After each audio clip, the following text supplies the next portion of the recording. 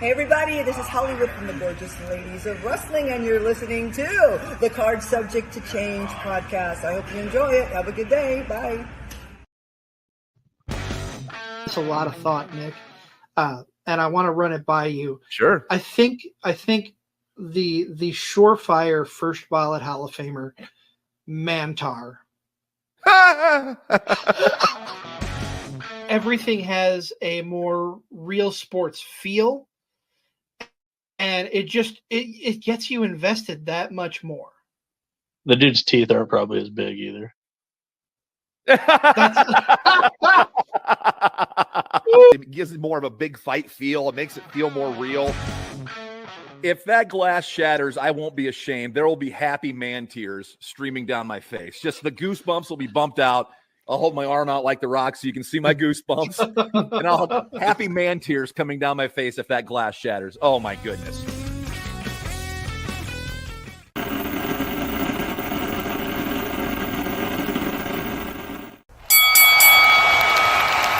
And now, your hosts of the Card Subject to Change podcast, the For Frequency's Sake Tag Team Champions of the World, the Wizard CZ, and never wrong, Nick Bull.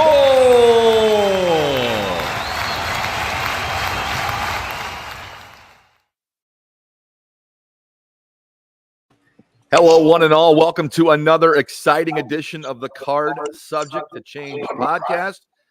Of course, you're at the home of the podcast for the fan, by the fan.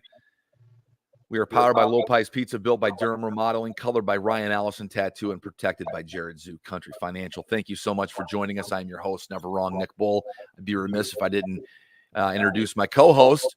We're in the same room today recording this. The Wizard CZ. Wiz, how you doing over there?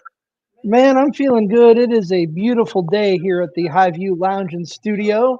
I'm excited. We got some fun stuff to talk about. We're reviewing the King and Queen of the Ring premium live event from Saudi Arabia, episode 125. 125. Before we get to that, Nick, I want to tell, I posted it on Facebook, but we have yet to announce it on the air. Yep. We got some merch, baby. Yeah, we do. Go ahead and plug that. We do have some merch out there if you want your own Card Subject to Change gear. CZ, fill them in real quick. So we are on TeePublic, TeePublic. Just search for Card Subject to Change. The link is on Facebook. I will be posting it on our other socials here again in the near future. But we've got our new Card Subject to Change. The only difference between the shirts we had previously is that it says established in 2022. And we have my favorite shirt that is out there. We've got two designs right now. We have our famous catchphrase. Welcome back to the show. Welcome back to the show. But it's not just t-shirts. You can get coffee mugs, tote bags. I believe coffee. I said coffee mugs. You said coffee mugs. There's a bunch of stuff on there. Go check it out. Buy a t-shirt if you want to support the show. We appreciate that. We love you guys for tuning in. I think it's fantastic. And it's nice that we have that. And you can throw that link onto this later and tag it on this show, can you not? Exactly. Yep, I'll put it in the comments. He'll throw the link on so you can click on the link. If you have to scratch that itch, that is, to get some Card Subject to Change gear, there is some available for you out there. But yeah, thank you very much, CZ, for letting the folks and fans know about that. Episode 125, Ring Royalty.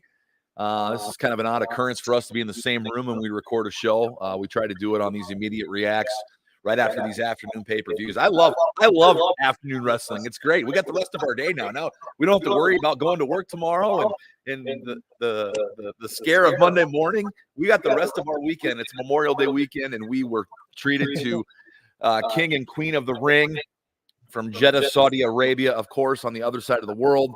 So a noon local start time for us. And I like these. You go into it and you're like, oh, there's only 5 matches.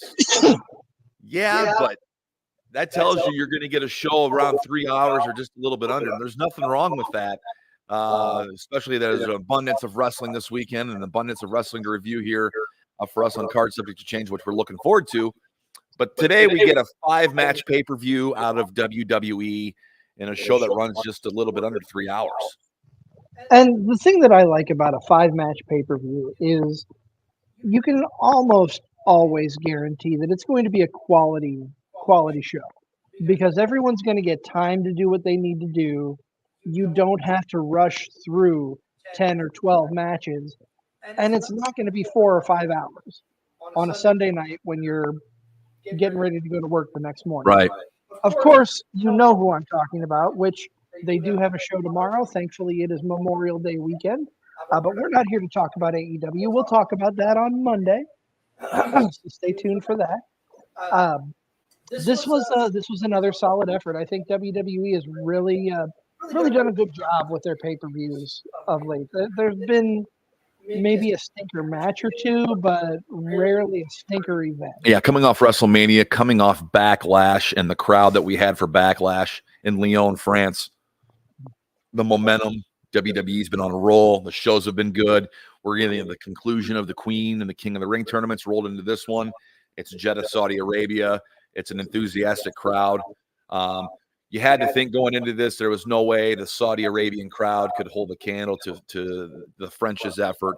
They tried. It was not a dead show crowd-wise. They really did try, and they were involved, just not to the extent, maybe to the volume that the French crowd was. But that doesn't take away from this pay-per-view. I thought another fun pay-per-view. Great by any means, no. Bad by any means, no. It's a pretty so-so show, and there's nothing wrong with that. We've been treated to a lot of good wrestling, lately. We were treated to some good wrestling on this show.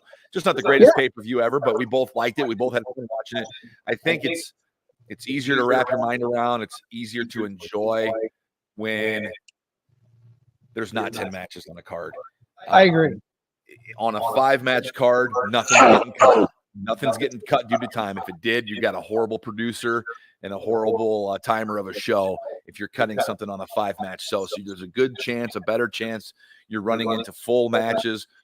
Let the story breathe. Let the match play out. You're getting that on these 5-match cards. And I think it not only it showcases your wrestlers more. You're not just doing a drive-by with all your talent. You're showcasing your talent. You're giving time for matches to breathe. You're giving time for people to build their character. You're giving time for stuff to evolve in real time. I don't think you get that on a more jam-packed show. Maybe that's why they're going with this 5-match approach.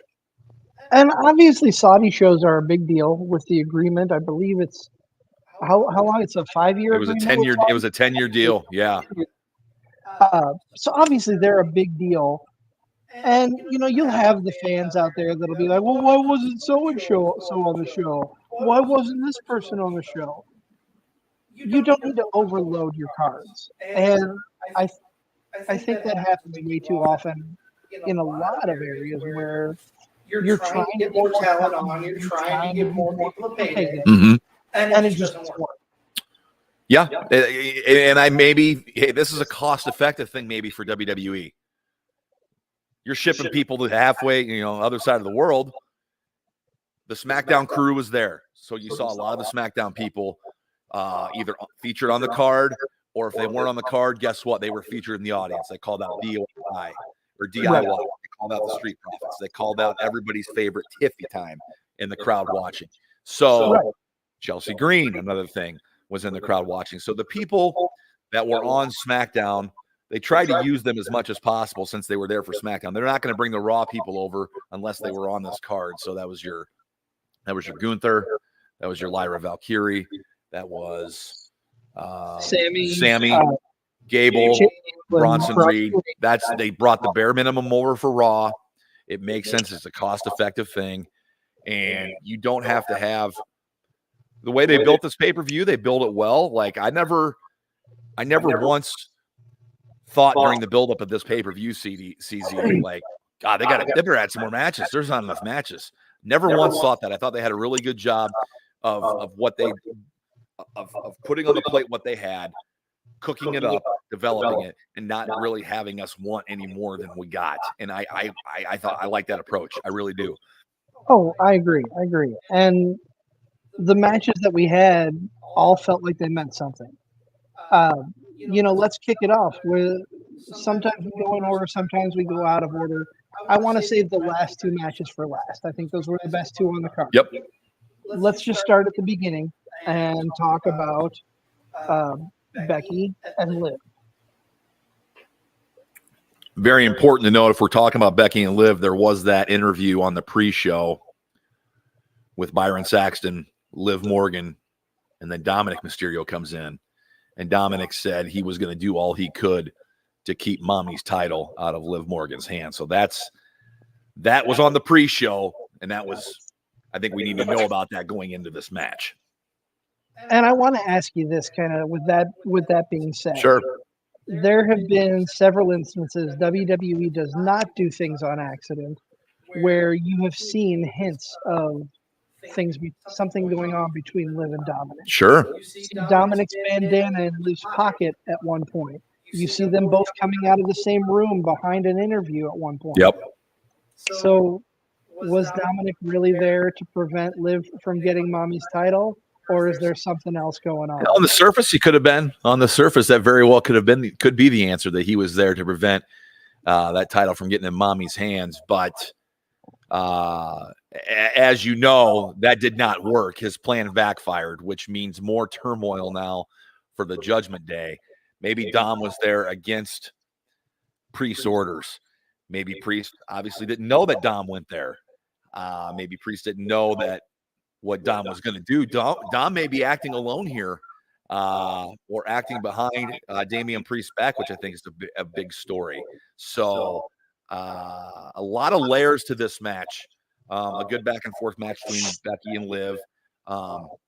First time we've really got to see Liv work since her comeback. She's had some shorter stuff, but nice long form match here with Becky. I think I made the comment to you, maybe to our buddy Mass, who's a fan of the show, when we were watching the pay-per-view.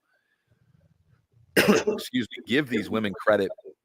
They're used to wrestling each other. And I'm not being sexist when I say this. They're used to wrestling each other with less clothing on. I think it's got to be hard for them to wrestle in those full body suits that they do in Saudi Arabia. And I think it's got to be, I think it's hard for both of them. And I think it'd be really hard to go into it full tilt. When you're wrestling in something you're not normally wrestling in, that head to toe leather jumpsuit that they wear, they're required to wear when they're over in Saudi. So props to the ladies in this match. Becky kind of looked like a butler with her thing, and Liv Morgan wearing a tuxedo without the tie, like a piece of licorice. That's how we kind of classify them here at the Highview Watch Party. That's why I got my sunglasses on. We got the doors open here at the Highview. It's a beautiful day. Recording this Media React show for Ring Royalty episode 125 here on the Card Subject to Change. Beautiful day. Hope you're enjoying your day as well as you listen back to this show. And we hope you enjoyed the show. Let us know what you think about the show. Hit us on our socials. Give us your thoughts on what you thought the match of the card was, how the show was, and all in general, what you liked about the show. Hit us up, and we'll definitely catch you back on those and get you answered on those. But yeah, do you have any more thoughts about this opening match besides what I've said? I thought the ending was really well put together. I think it was done the right way because you don't really know what's going on between Liv and Dom. Yeah, on the surface, you've got Dom trying to protect Mommy's title, but you've got hints and other things going on behind the scenes. So it'll be interesting to see where things shape out and what happens when Mommy gets back in ring shape and comes back to perform for us. Hey, you bring up a good point there. A lot of stuff's been happening in the background on Raw. The interview segments backstage, you see stuff happening. But I think everybody really noticed and jumped on the Liv and Dom leaving the same room, having a secret meeting down the hallway that one night. That seems to be the polarizing moment that people are talking about with these backstage subtle hints. So gives you a reason to watch closer on that backstage stuff. But yeah, is Dom acting alone? We don't know. Dom has obviously got some interest in Liv, and Liv's got some interest in Dom. And Dom's face when the chair tactic backfired and Liv was able to DDT Becky onto the chair and get the win, get the chair out of the ring. it was a look of shock and awe, but it wasn't an upsetting look. Right. So I like how Dom played that. He gets so much good heat in this company. Going to get more now when they get stateside and recap this on Monday's show. You would think that he'll definitely get some heat over this, but his involvement sparked a lot of interest and kind of piqued the interest of this match. And they're in the closing moments, and he looked upset, but not too upset when Liv took Mommy's gold. So it's something to keep an eye on. One more thing I want to point out, Sure. and that's the commentary at the end of this match. Sure. Is obviously we notice the things that are going on in the background, but the commentators don't seem to notice these background things that are happening. I mean, sure, the QR codes that have been coming up that are teasing, which we'll talk about at another time. Yeah. Cole did mention those on the air this past Monday on Raw, but as far as like the whole Liv and Dom coming out of that same room, Michael Cole was completely oblivious because he called Dom an idiot for costing Becky the title. I like that we're not brought up to speed on that by the announcers. Yes. It's kind of the unspoken narrative. It's the part of the show you need to watch without us telling you what's going on. We're going to let you speculate on it. We're not going to tell you what's going on. And I think it adds a dimension, not only to the show, not only to the talent by all involved. It adds a dimension to fandom. It gives us something more to talk about. Absolutely. It does. I like that Graves and Cole are not acknowledging what's going on backstage. Like, hey, they probably know. The fans know, but they're not going to say that they know. And I like that. I like that right now. I really like that production, that creative angle to it. So how do you feel about the way the card was stacked? Before we go into the next match, I kind of feel like we're going to talk about the last two matches last because that's the way it should be, in my opinion. But and as far as the crowd goes, the crowd was into those last two matches quite a bit. Yep. But usually you would put a match that isn't going to be the best match ever or isn't going to have fans as invested in some of these other matches in that dead spot right before the main event. Wasn't dead today. I'm not saying yeah, that, but I know we kind of discussed when the show was going on, we thought maybe the King and Queen matches should have been flipped on the card. I see why they did it, to give the Queen of the Ring Finals its own spotlight before the King, which is fine. It probably gave it it was probably in the right spot to get its recognition, to get both those females over. Lyra Valkyria, who is a recent NXT call-up in the draft, has won the Raw side of this Queen of the Ring tournament and got her place in the finals. They've been pushing her. They see something with her, so she's going to be around. So she needed that time, I think. I don't think this match gets full attention if it's slotted between Gunther, Orton, Logan Paul, Cody Rhodes. I don't think it gets the attention from the fans. I don't think it gets the proper coverage that it deserves because it falls between those two matches. Undoubtedly, the two matches that everybody really wanted to see on this card. So them putting it third in its own spotlight, making you focus on the show, making you wait for the dessert that we got with the following two matches. I see why they did it, and I agree with them. And I do too. I was just playing devil's advocate because of what we had talked about during our watch of the show is usually that match where, quite frankly, I don't know, and I could be wrong. Me as a fan, I'm not invested in either of those women.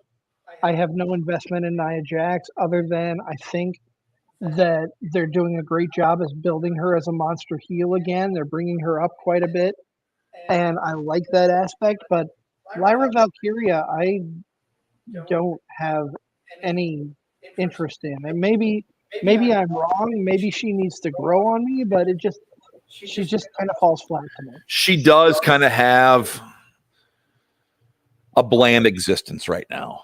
I don't think there were enough people that were diehards of NXT that are following her now. Like, I don't think, okay, Dragunov getting called up, one of the biggest stars on the male side in NXT, correct? Correct. Carmelo Brown or Carmelo Hayes getting called up, undoubtedly one of the top two or three stars. Huge, right? I don't get that sense from Lyra Valkyria. I mean, she's a former NXT champion. She can go in the ring, but I just don't think she had that oomph behind her, that following, that it factor. I could name a couple people that I would have rather. Seems to be lacking in charisma. I'm not knocking her. I'm not knocking her in-ring product. She can wrestle. But I think there's a lack of charisma there. I think that's why people maybe haven't gotten behind her as per se, the way they've gotten behind a Tiffany Stratton. There is some charisma there. There is some character there. She'll sass back to the fans. The fans eat that up. Lyra working face here. It didn't seem like she had the big face following behind her. And I'll give some props to Nia Jax while I'm talking about this match. Nia's done a great job. She shed some pounds. She moves around the ring better. I like that they're building her as a monster. I like that she uses the power moves. I like that she works a slower, methodical pace. I hope they keep building her this way. I hope they don't put her under the microscope of stupid things to throw at her. Just keep her strong and booked as a monster. Don't make her look stupid, and I think it's going to make her look so much better and so much more believable. 100%. And the end of that match, I thought Lyra was dead. I hope Lyra went to the bathroom before that match, because if she didn't, she was going to have a mess to clean up inside that full lower suit, because Nia Jax splashed her. I like the power ending to that. It was a definite ending. There was no shenanigans involved. It was, this is over. Like, before they counted 3, you could have counted to 10, because everybody knew with that drop, it was over. And I don't know which one of us said it, you, me, or our buddy Mass, but how her head didn't go one direction and her body go the other, like her feet popping off and going. And just, I know. So props to Nia Jax and Lyra Valkyrie on their match. Nia Jax, that was match 3. We kind of went out of order there, but that's okay. Nia is your queen of the ring. All hail Queen Nia. All hail. What match did we skip there? What was the second match of the night? That was the triple threat for the Intercontinental Championship. That's right. Sami Zayn, a lot of momentum coming from him off WrestleMania, beating Gunther, ending that 666-day streak that Gunther had of the title. Sami, now your IC champ, and this has been kind of one of the hotter feuds in both the shows, Raw and SmackDown and all of wrestling right now. Is the Sami Zayn Gable kind of back and forth, the unraveling of their suspected friendship. Now it's gone completely unraveled, with members of Alpha Academy getting involved. And then you inject a big 330-pound Bronson Reed into this, and you've got an IC triple threat match. Wasn't a fan of Bronson getting added to this, because I think Sami and Gable to have their one-on-one match. Yes. Culmination of the story. Maybe this was just getting us to that. I don't know if it happens at Clash. I don't know if it happens at SummerSlam. I don't know if it has the legs to make it to SummerSlam. Maybe. I don't know. We will see. But I think Sami and Gable need to have their one-on-one match. I think everybody wants to see that. I completely agree. And I'm going to say on air what I said to you while we were watching. And this is not a slight in the least at Sami Zayn. I love Sami. I think he is brilliant. But I think he is a better title chaser than title holder. Because, I mean, he's the underdog from the underground. He's always got to have that he's always going to have that stigma, unfortunately. And I hate to say that, because I love seeing him with the title. He's held the Intercontinental title several times in many different incarnations of Sami Zayn. Right. Whether he's spouting conspiracy theories or he's this underdog of the underground, but that persona that he presents being that underdog in just about every match he's in, it just feels better if he's chasing the title for a little while and getting that big win. I don't think the build to WrestleMania was as good as it could have been if it were a little longer, showing that underdog build, because it just kind of got thrown out there. I think Chad Gable should have been in the match. Why he wasn't, I don't know. And again, I'm not knocking Sami Zayn by any means. Right. Because I love the man. He's brilliant. Learned a lot from El Generico, who's now helping orphans somewhere in the world. Somewhere. We don't know where. But no, he feels better as a chaser. And if you feel I'm wrong, Nick, or if any of you watching and listening feel I'm wrong, let me know. I'll gladly take that criticism. But he just feels better in that role where he doesn't have the title and he's trying to get the title at least for a while. Yeah, I know what you're saying. I know what you're saying. He's a better chaser. But how long do you keep the belt on him, CZ, so he doesn't get the label of transitional champion and he's back to the chase again? That's a tough He's one. going to have to hold his belt, I think, a little bit, knowing the reign that he just ended. Like maybe another month, maybe another 2 months. He holds it. I don't know. I don't know. I want Gable and Sammy. I think maybe that's the summer program that they'll have end at SummerSlam, maybe. And maybe we're finally going to get the unraveling. We started to see the unraveling of the Alpha Academy in this match. I thought all three guys worked really well together. Yes. I can watch all three guys' matches and not be bored. Gable's very entertaining, amateur wrestling background. Bronson Reed being a big guy who can move and can work. And then there's Sammy. So there's three guys in this match that usually hold my attention to matches when they're on. I don't fast forward them. I don't skip them. I want to see what they do. I want to see what they have to say. So I know we talked earlier that we'd rather have it a one-on-one match. The fact they made it a triple threat didn't really poo-poo or take away from this match. I thought all three guys worked well together. Gable's just, God, he's something else. But there comes the moment in that match with Gable and Otis that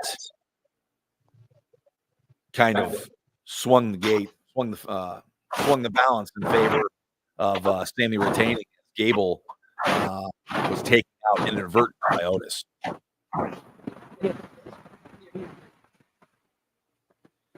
Sorry, okay. I was just making sure my intern, my insert that I'm using to use this particular microphone turn looks like it turned off. So I wanted to It's still on. It's still on. Hey, I'm still here. welcome back to the show, by the way. What were your thoughts on this triple threat? And how the spot with Otis took place. I thought it was really good. I liked the spot with Otis. I like that we're getting seeds planted for Otis to turn to do a face turn on Gable, to not want to help Gable do these dastardly things. I like that a lot. I think it's a good momentum, and it's going to make Otis even bigger when we finally get to that point. No, I'm not taking crap, Chad. I mean, we want Otis to rip that Band-Aid off, don't we? We really want him to just rip it off, but he's peeling it off ever so slowly, and he's getting to that point. It's coming to a head where something's got to give, and it's probably going to be, Otis finally snapping on Gable, the fall of the Alpha Academy as we know it, and then, we're going to see Otis Gable out of this at some point. They're going to feud. So whether it's for the IC strap down the line, who knows? But I think that's kind of what I see as this split is evolving before our eyes. Yes, I completely agree. Nick, I know we have some momentum going. We've got 2 more matches to cover, but it's time we take our customary break. We got to pay dues to the sponsor. You're absolutely right. We got 2 more matches to talk about. We also have the big announcement from Triple H that he made during this match or during this show to talk about after the break. But we are taking a break, correct? Is that what we're doing here? Correct. We're gonna pause for just a minute here. Stay tuned if you're tuning in live. This is Card Subject to Change, powered by Lopez Pizza, built by Durham Remodeling, colored by Ryan Allison Tattoo, and protected by Jared Zook, Country Financial. We'll be back here in just about 2 minutes.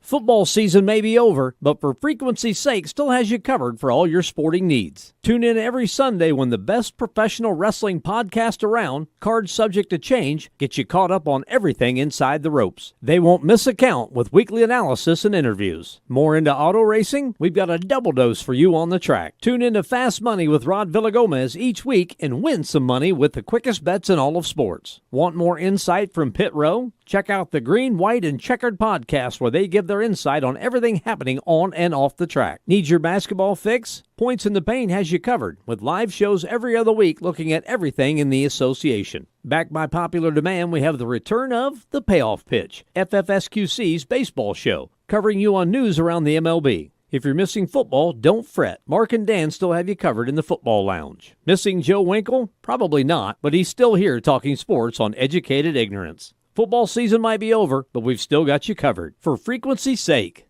you know what we mean.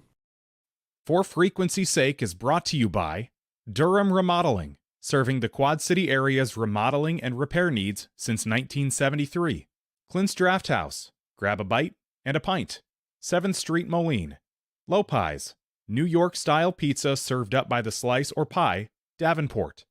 Lifted Energy, energy drinks, coffee, donuts, and more. #GetLifted. Atomic Sports Cards and Collectibles. Sports cards and memorabilia, vintage clothing, hats, pennants, and more. Ryan Allison Tattoo. Step into the vibrant world of tattoos with Ryan Allison. And A Cut Above, offering quality custom woodwork designed specifically around our customers. Welcome back to the show. Welcome back to the show. You were waiting for me. I think you were waiting for me. I was waiting for you. I thought you were going to say something. No, welcome back to the show. This is podcast. This is the Card Subject to Change podcast. Excuse me, the podcast by the fan for the fan. I am your host, never wrong, Nick Bull, joined by my co-host, my co-tag team champion partner of the For Frequency's Sake Network, the Wizard CZ. Wiz, we've been breaking down King and Queen of the Ring. We've had 3 matches so far. We've got probably the 2 undoubtedly most look forward to matches to talk about yet, with the men's King of the Ring final between Randy Orton and Gunther. We've got the WWE Championship match to break down with Cody and Logan Paul. What are your thoughts on the show so far after these 3 matches and how the pacing has been and what you've seen so far? Pacing was pretty decent. I thought the women's match was, what's the right word? Kind of low-key. I don't know if that's the word I want to use, but it was definitely subdued compared to the first 2 and to the last one. It kind of, the crowd just didn't seem to be there. You're talking about the Lyra Valkyria and Nia Jax, and the Queen of the Ring final. Yes. Okay. Yes. Okay. It felt kind of lackluster. But overall, the show up to this point has been pretty decent. I wouldn't say it's the greatest thing I've ever seen, but definitely far from the worst thing I've ever seen. Yeah, I thought good pay-per-view so far. I was happy with what I'd seen. We've seen a title change. We've seen Nia Jax emphatically win. We've seen Sami Zayn retain in front of a crowd very pro-Sami. So far, so good. I thought we had a decent show going, and we get to the match that I was looking forward to the most. I was looking forward to this more than the championship match. It's kind of a first-time matchup for these two. We haven't seen these two work together before. Yeah. So another reason why I was looking at him, I'm talking about Randy Orton and Gunther for the King of the Ring final. I really liked this match. There's the talk out there that it ended in controversy. We'll get to that in a second. But I thought these two are both methodical, predatory-like strikers. They're very calculated and measured in what they're doing. There's not a lot of wasted movement with these two. And the fact they both work a little slower pace I thought, okay, is this match going to drag? But it complemented each other. They complemented each other so well in the fact that they're both slow and methodical. They both let the other guy take their time doing their thing, which is great. You got one of the all-time greats in there in Randy Orton, a 14-time WWE or 14-time world champion, okay? He's going to be considered one of the greats for the next, when he retires, he's going to be probably talked of top 10 all time. Yeah. I think he'll be in that conversation. And you've got the hottest thing they got going. And I'm talking Gunther with WWE, hottest thing they got going. He's on a rocket ship, even after losing the Intercontinental Championship. And now you have these two inanimate objects crossing paths, and something's got to give. And I've loved this. Almost felt like a SummerSlam or a WrestleMania type match, just because we've never seen these guys work before. They're two great workers. Maybe that's just me being a Gunther fan and being partial, but being excited to see this first-time matchup. But I really liked the atmosphere for this match, the chemistry these two had. Wish the match would have went a little longer, but maybe they ended it the way they did. What do you think about this match? So I'm going to play off of something you said. Yep. You said that their methodical styles complemented each other. Let me tell you why I think that was. And this is my opinion. And that's what the show. It's our show. It's my opinion. Well, sure you can. But maybe. I'm going to say a couple of words that I think sum this match up. Psychology and storytelling. They definitely told probably the best story of the night in ring. And the psychology of this match, where they were both playing off each other's injuries that had occurred during the match. They were the methodicalism, if that's a word. I just found the word, I think. Methodicalism. Mark Wizardson, everybody. It's magical. But no, the way they just moved around and the way that they played off of each other's injuries and their what's the word I'm looking? Their I know what I want to say and I'm blanking on the words. Their strengths and weaknesses. That's what I would do. Sure. The way they played off of each other's strengths and weaknesses made this match just absolutely 10 times better than it was on paper. And this was my match of the night. It was my match of the night too. I know, no surprise, Gunther in my match of the night, but I don't care. The guy's that good. You can say what you want about him. That's fine, but you're not going to take away from his in-ring work. It is unbelievable. Can I make a bold prediction? I want to. What is it about these two? No. Okay, go ahead. It's about Gunther. Okay, because I'll let you make your bold prediction, then I'll tell you what I want to see out of these two. So first and foremost, I'm going to go ahead and spoil the Triple H announcement. I'm going to talk. Yeah. Now it's time to do it. Clash at the Castle. Damian Priest defending his title against the now medically cleared Drew McIntyre. That's June 15th, Clash at the Castle, your next WWE premium live event. Yep. Clash at the Castle takes place in Glasgow, Scotland. They have already made it so that Drew McIntyre did not win in his home country or his home area at the last Clash in the Castle when he faced Roman Reigns. So here's where I'm thinking this is building. Damian Priest is going to drop the title to Drew McIntyre at Clash at the Castle. Give Drew McIntyre that huge win in his home country at his event. Gunther versus Drew at SummerSlam. We have already seen them in so brilliant of matches.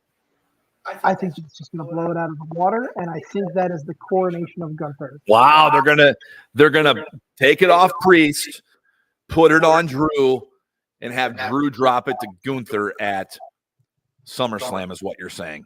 That's my prediction. Okay. Let it be known at the 39:50 second mark of episode 125, Ring Royalty, CZ made his SummerSlam prediction. Let me ask you this. Does CM Punk get involved in any of that? Oh, that is really tough. I think CM Punk is getting closer and closer to being cleared. I can see him being cleared by SummerSlam, and I can see him being the reason that Gunther is your new World Heavyweight Championship. You know, I see both sides of it. I can see Punk costing Drew a second time this year on the two biggest shows of the year. I could see that. But if Punk costs Drew in this situation, does that take away from Gunther winning?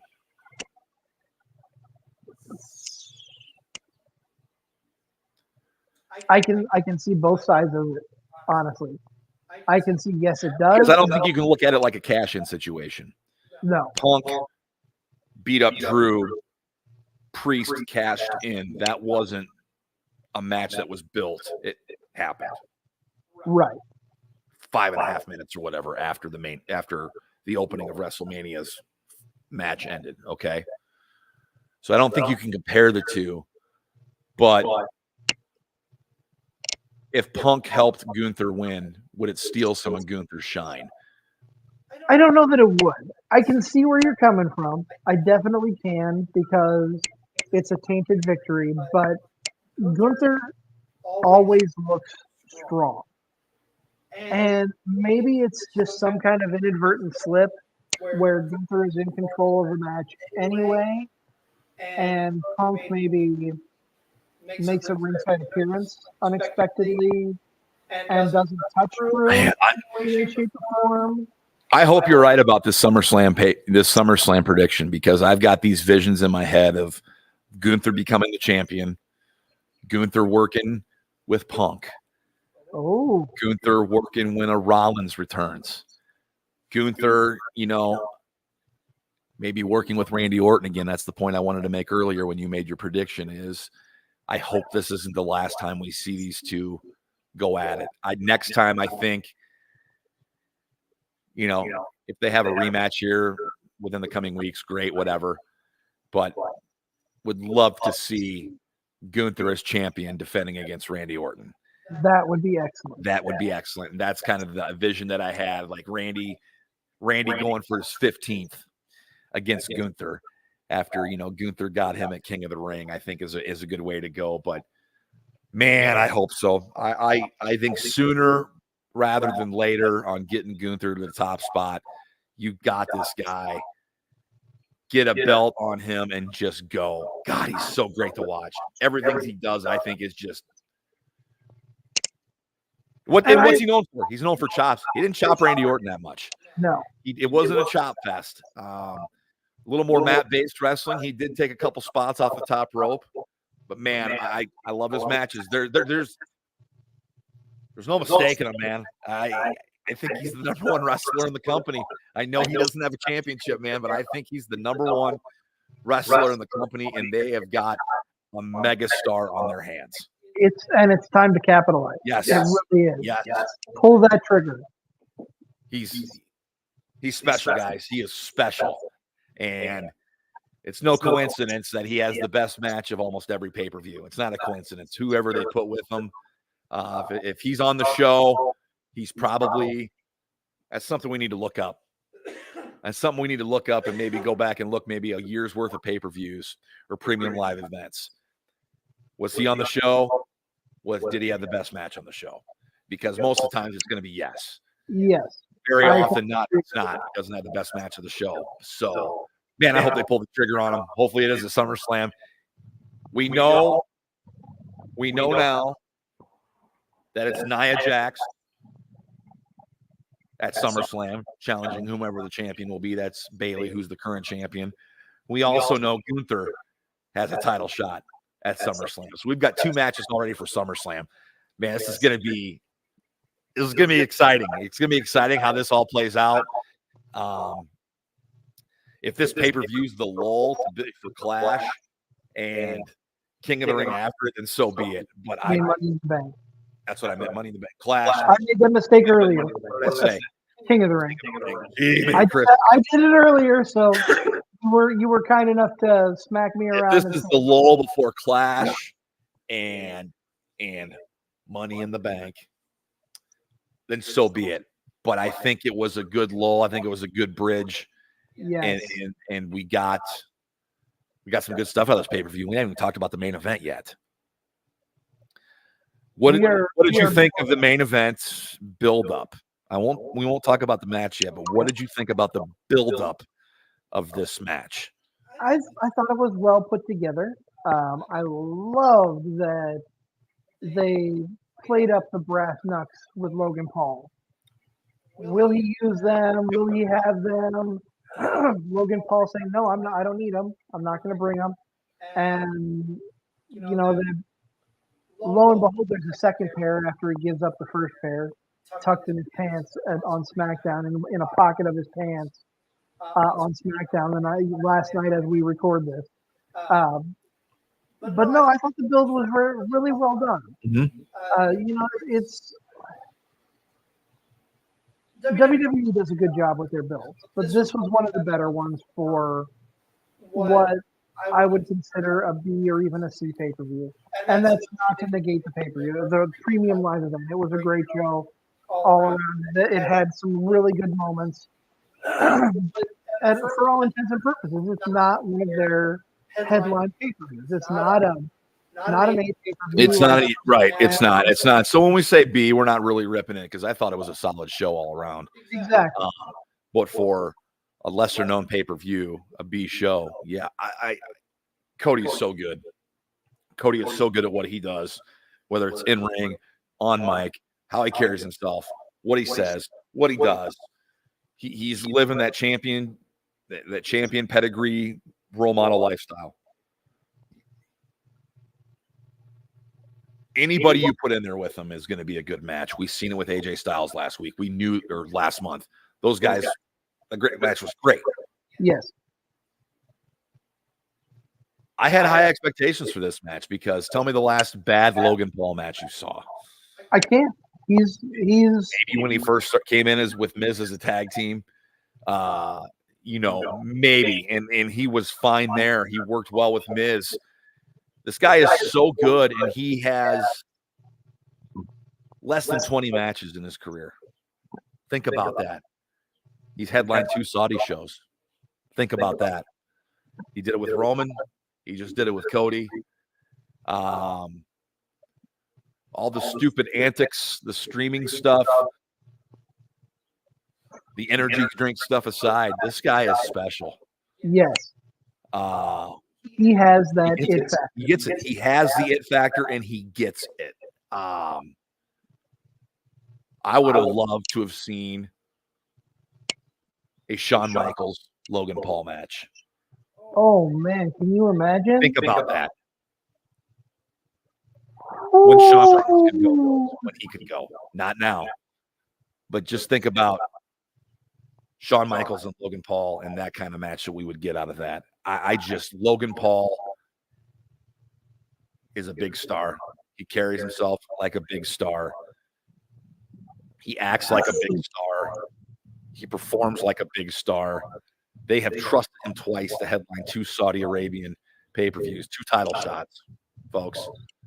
And he's got less than 20 matches in his career. If I'm not mistaken, 25 matches. It's not a lot. It's not a lot. He's that good.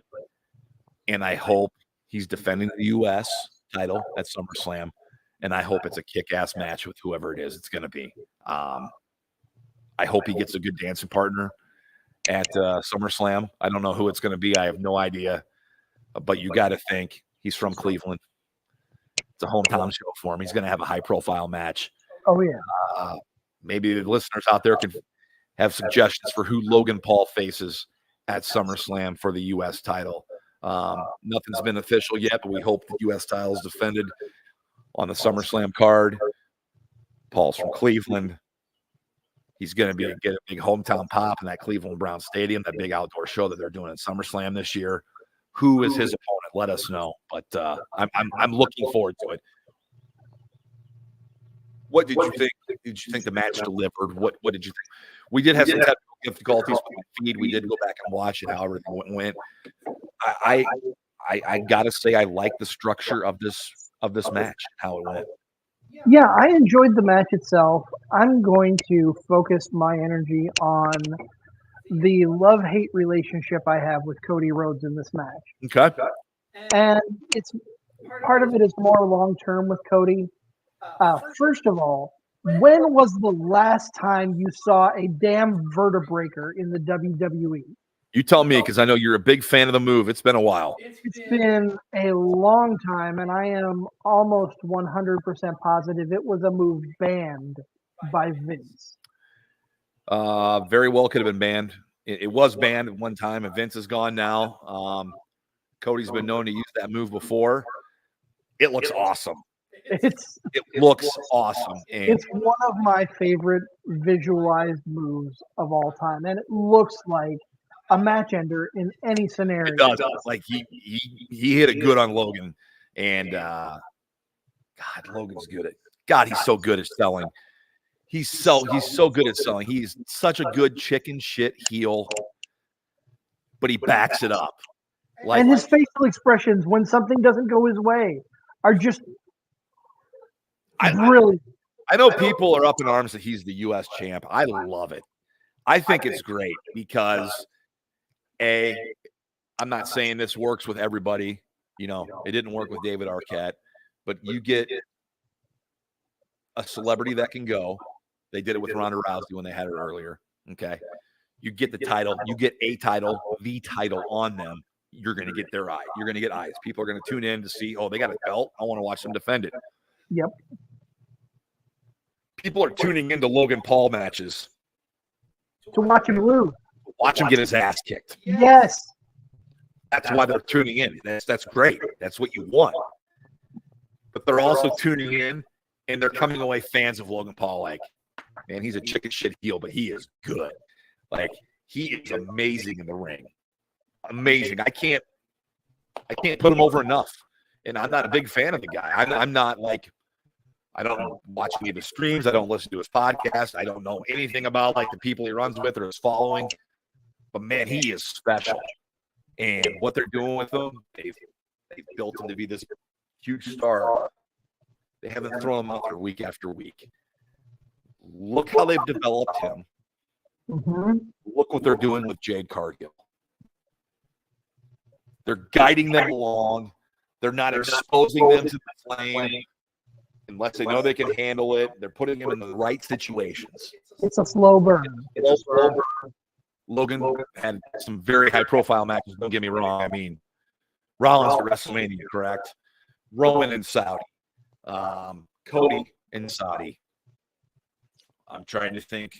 Miz, as I love the Miz, but they had a match. Was it Rey Mysterio? I mean, look who he's working with, folks. He's working with guys that are big-time stars, and he is producing in those matches. He's not being carried in those matches. He's producing in those matches.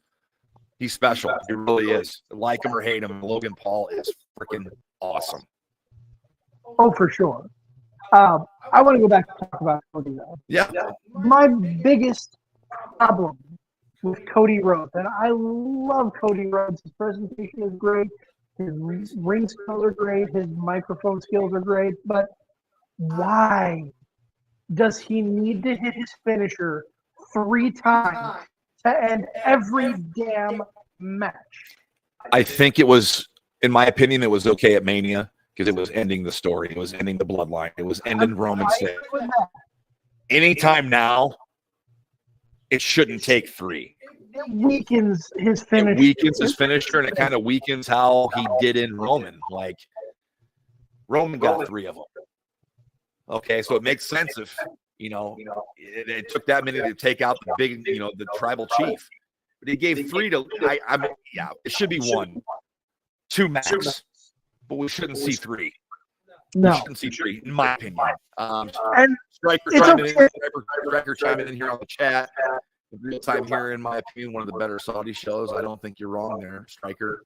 Oh, There wasn't really a stinker on the show. Wasn't really a stinker on the show. You can talk about the Valkyria Jax match being kind of a quiet low point of the crowd, but there wasn't a stinker on this. But get back to what you're talking about with Cody. I'm sorry. no. I mean, I agree with you that Roman deserved to get 3 because he held the title for over 3 years. No one can beat him. But even if it were, I would be okay if it were one crossroads earlier in the match and somehow they managed to kick out, and then he hits it again to end it a little bit later on. But 3 in a row for anyone who is not, I mean, okay, we talk about Logan Paul being in a match with Roman in the Saudi show. So while Paul lost that match, I can still see him being looked at on the level because he was in that match. He hung with Roman, and it wasn't a bad match. I thought it was a very entertaining match. I mean, it's not going to be known as a modern Matt classic, but it was a good match. It was entertaining. Was it not? Did you at any point of the Logan Paul Roman Reigns match go, "This sucks. This is boring"? No, not at all. And he's losing. He's losing. He lost to Roman. He lost to Cody, man. But he's $1 million. He's so money. Someone like Logan Paul should not have to take the crossroads 3 times in a row to lose the match. Was that third one for the whole culmination of the use of brass knuckles? Probably. Maybe we see the face using excess of force to put away the forces of evil here. That's kind of maybe how I'm looking at it now. It was more back. It wasn't. It was a little bit different than the Roman ones. These 3 were quicker. The ones with Roman had a little more oomph, a little more to them. So I think maybe it was the proverbial burying of the hatchet between the 2. Like, this dude's over. I'm ending it 1, 2, 3 with 3 of them. Maybe. But I see what you're saying. He shouldn't have to hit 3. I agree with you. I wish he would have stopped at 2 here. Because it devalues the Roman finish, but also there had been cheating going on by Logan in this feud. And so this was kind of the exclamation point. The exclamation point, yeah, kind of giving it to him one more time. Which I get that, but I hope moving forward, Cody does not have to use his finish 3 times in a row to beat an opponent. It just, to me, it makes the crossroads look like the weakest finish in the book. Right. No, I agree. I don't want to see that finisher become devalued. People can be like, well, Stone Cold and the Stunner. Stone Cold went around and stunned everybody. So it was always going to be an excess when he used it. You would see it a ton. But that's different. But he never did like 5 stunners in a row. Right. With somebody, like one stunner lays out everybody. I mean, I know he probably did it before, but like, I know what you mean. You don't want to see Cody's move be devalued. Right. When he does it 3 times to somebody else. I think we both agree on that. For sure. Overall letter grade for the show. What are you giving this one, Haas? I'm going to go B-. I'm thinking the same. I'm thinking the same thing. If it's not a B-, it's a lower B, which I guess is a B-. But I mean, I don't have a problem throwing a lower B on this one and sending it home for the parents to call and complain about. Yeah. I thought it proved what it needed to prove. It checked the boxes. It was entertaining. I wasn't really a stinker on the cards. That's a good thing for me. I'm giving it like an 82, 83 B. That's where I stand with this show. Love the Gunther match. Love the Cody and Logan Paul match. And the rest of the show was fun. I had my expectations for those 2 matches, and they lived up to it. And the rest of the undercard was okay. It was fine. So that's where I said with a low B. I agree completely. And next time we hit the airways, Nick, we're going to talk about another big event. Yeah, as we record this, no editing here on the show. We don't spice it up. We just cut a separate show, and that's fine. We like doing it that way. stuff doesn't get lost in the shovel. We can get plenty of discussion, everything. But as we record this post King and Queen of the Ring on Saturday afternoon of Memorial Day, we have on Sunday Memorial Day one of the AEW big pay-per-views, one of their big ones of the year, kind of their 5-year anniversary. It's Double or Nothing, where it all started in Vegas for them. A loaded card. There's some good matches on this card. When I say loaded, I say because of bulk. There are 10 matches on it. And I think the 11th one got added with the Trios title with the Bang Bang Gang against Death Triangle. So, yes, absolutely. But we will be reviewing that show on Monday afternoon. Monday at noon, exactly. At noon. Yes, high noon. On Monday, we'll be reviewing that with a good friend, the play-by-play voice of SCW Pro, Tim Regal, will be joining us and helping us break down Double or Nothing. We're excited for that. I love these afternoon shows, man. I do. Now we got a show to do tomorrow. If we had to go back-to-back nights, I'd be, but there is a little bit of break in between. So say what you want about WWE and their overseas booking, where they book overseas, how many overseas shows they do. But it's making money, folks, and it's putting on good shows. And I love afternoon wrestling. I really do. I loved it when All In came from London. It was cool to have an afternoon show. These Europe shows, Saudi Arabia show. I love these Saturday shows. Something cool about watching high-stakes wrestling at noon on a Saturday. But I love what they're doing. Keep it up. I agree, man. I'm excited. I can't wait because Clash at the Castle is going to be another afternoon show. However, we will be watching that one on delay and reviewing that on Sunday of that week. That is the weekend of June 15th. We've already announced this. Just a reminder, we are going to be in Waterloo, Iowa. Just, 3 weeks from today? Is that if 3 weeks? June 15th, we will be in Waterloo, Iowa. We're taking Card on the road. Card Subject to Change will be doing a live podcast an hour before the show. We'll have interviews with wrestlers. Nope, we're not announcing who we're interviewing. Oh, you were just saying wrestlers. Yes, I'm sorry. Yes, we're going to have interviews. We're going to have interviews with wrestlers that are going to be on the card that night. They're going to be joining us before the show. I'm not saying who yet. We will have wrestlers on the show. We're doing a live podcast before the show. If you're in the area, come on out and say hi. But definitely wanted to try something new, and we're crossing that one off the list as we take Card on the road this summer. For sure. Stay tuned to both our socials and Absolute Pro Wrestling socials as we announce the guests that we'll be having on in the coming weeks. I'm looking forward to that. Next Sunday, a week from tomorrow, we are welcoming in Uncle T, Solomon Tupu, big wrestler in the Chicago area, Black and Brave graduate. I'm excited for that one. I am too. I think it'll be a good show, and then more to come later on. That's all I feel like announcing right now. Yeah, we're not one of these streaming shows that you watch where they have all 10 episodes available. Now we just kind of give you a little bit at a time. We're old school in that way. We do a little preview, do a little tease, but yes, we will be reviewing Double or Nothing on Monday. That'll be our next episode. That'll be episode 126. Next week, episode 127 will be with, you said, Mr. Solomon Tupu. And of our episode on June 15th, the day of Clash at the Castle.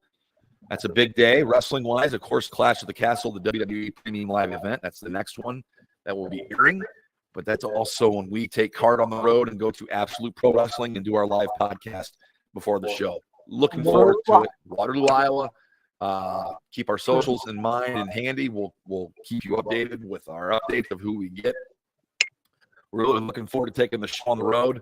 Kind of out of our comfort zone. I mean, I love sitting here in my garage and watching pay-per-views, and I get to walk over 5 feet, jump on here, and talk about pay-per-views and shows. But it's gonna be fun to get out, see a live show, and be on the road and talking wrestling. I'm really excited. I love talking wrestling. I love talking with wrestlers and helping them get their name out there as much as they help us get our name out there. I want to say thank you for tuning in live if you've been joining us here. I know kind of an impromptu episode. We did announce that we'd be doing it, but didn't have a specific time. Just was going to go as soon as the show was over and we were ready. So thank you for rolling with the punches today. This has been another fun-filled edition of Card Subject to Change, powered by Pies Pizza, built by Jeremy Modeling, colored by Ryan Allison Tattoo, and protected by Jared Zook Financial. We will see you all Monday with our good friend Tim Regal in the studio talking all about Double or Nothing. Like, follow, subscribe, comment, hit us up on socials. We'd love to hear from you. As of course, we're on here talking wrestling. We talk wrestling all the time. Hit us up with your questions, and we would love to chat with you about wrestling. Absolutely. Thank you so much for tuning in. We'll see you next time.